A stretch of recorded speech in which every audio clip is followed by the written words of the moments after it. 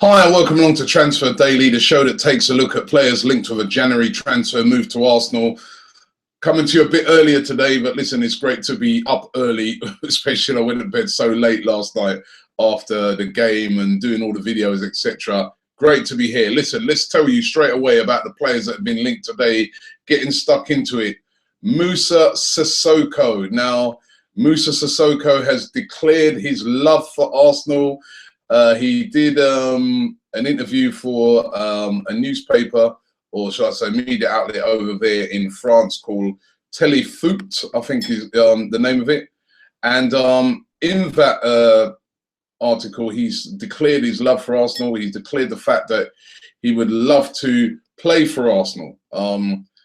Arsenal is the club of my heart, is what he's come out and said, apparently. So he's really sort of issued a sort of, as the all the media outlets like to say, a come and get me plea. That's what Moussa Sissoko has issued. And he obviously really wants to come and sign for Arsenal.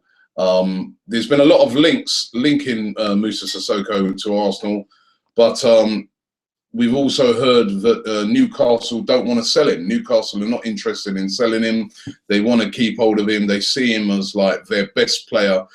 But Sissoko is definitely keen on a move to Arsenal, and he's been talking it up now for a couple of weeks. And as I said in this interview, he's declared his love for Arsenal, said that he's been a supporter of Arsenal since he's been a kid, and he would really like to come. Would Moussa Sissoko be the answer to Arsenal's defensive midfielder problems? He's not really a defensive midfielder. He's a very good midfielder, more of a box-to-box midfielder in a similar vein to Aaron Ramsey.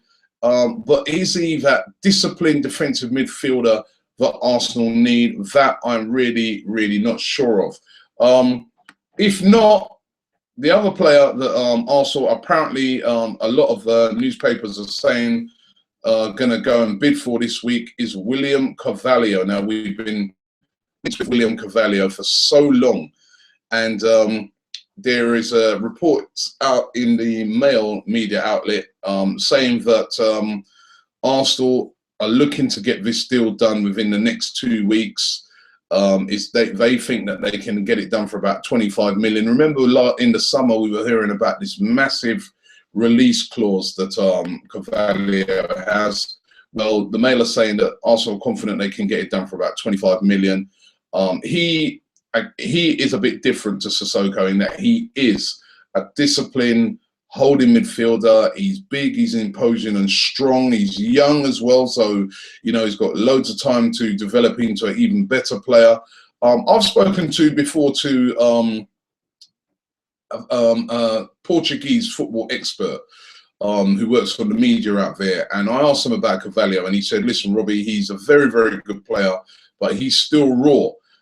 So he wouldn't be that sort of experienced player in that holding midfielder position that maybe Arsenal are looking for. But when you think about it, he could come in and he could learn off of a player like Mikel Arteta, because one thing about Mikel Arteta, he might be getting a bit old in that, but he really does know about positioning, and he's a very experienced guy who could teach Carvalho a lot of things, and Carvalho could then eventually grow into that position. And Carvalho, I think, would be a very good and very welcome signing by Arsenal. And I think it would probably be a better fit than Moussa Sissoko. As I said, merely for the fact that Sissoko, don't get me wrong, I think if he came to Arsenal, he'd do very well. But I still see Sissoko more as a sort of a box-to-box midfielder rather than a tough tackling, disciplined midfielder who protect that back four, which to me is exactly what Arsenal needs. So it's going to be very interesting to see what happens on that front. But Mail saying that they think that this is the deal could get done within the next couple of weeks, and that would be music to a lot of Arsenal fans' ears. But we heard it also in the summer.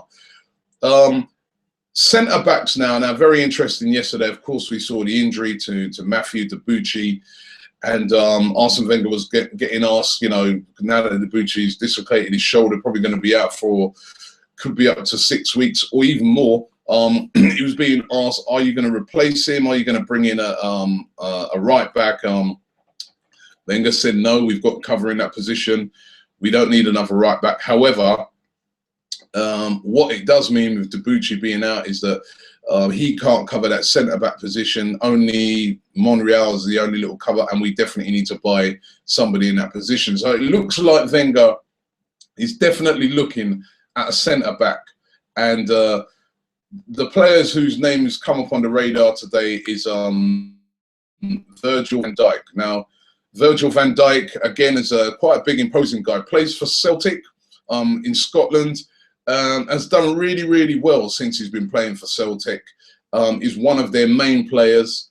Now, Celtic originally bought him, I think, when they bought him from the Dutch league, I think they paid about 2.5 million for him.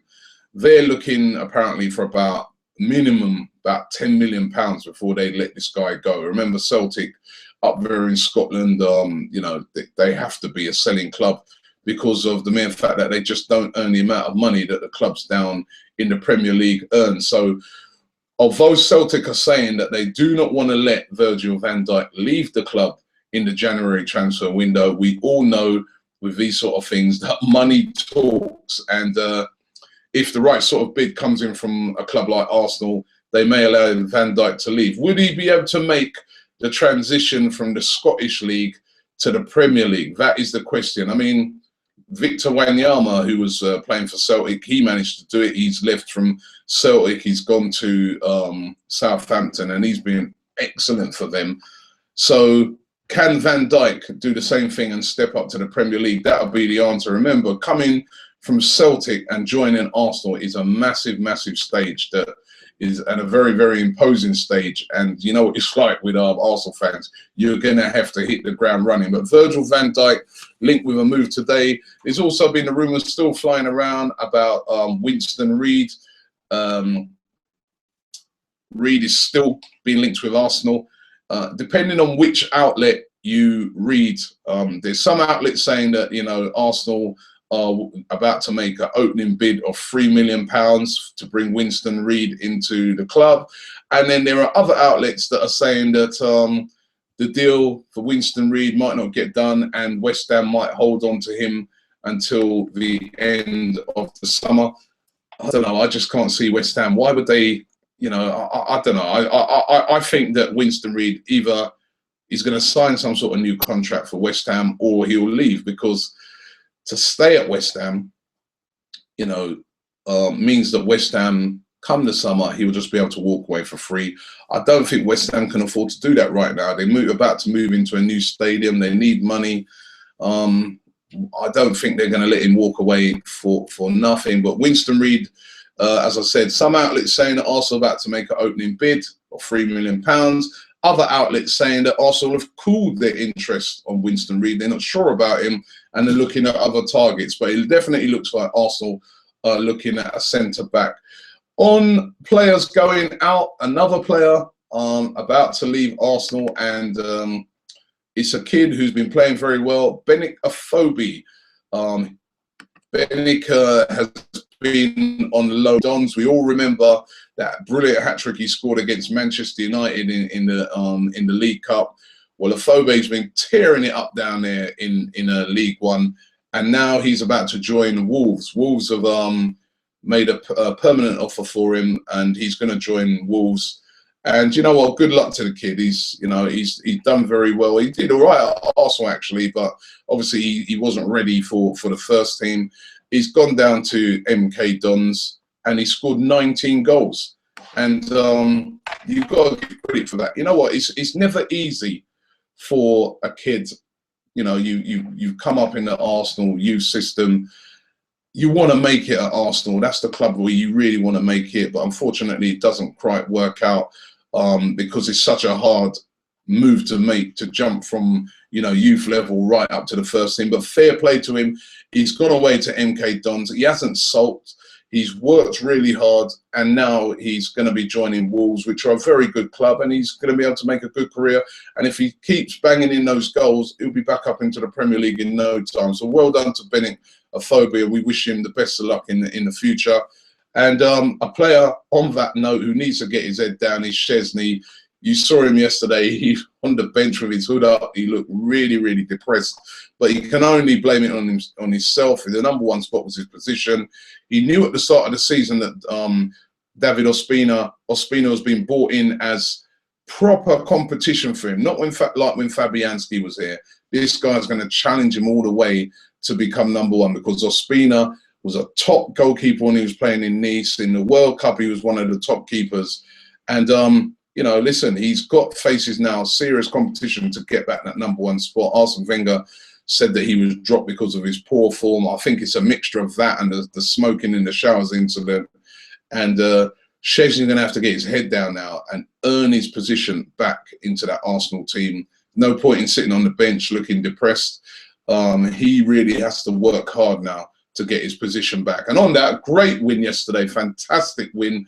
One of our best performances of the season. Of course, Alexis Sanchez on fire. It was great to see Ozil back. The only depressing thing was the injury to Debuchy, but brilliant performance by Arsenal. They must carry that through next week to that big game against Manchester City. Take that confidence through.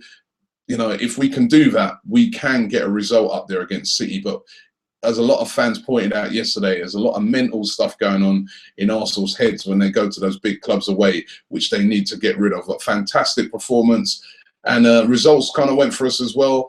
In a way, with Tottenham losing, Man United have lost, so that sort of brought us closer back to them. Of course, Southampton are a few ahead of us now, but we control that back.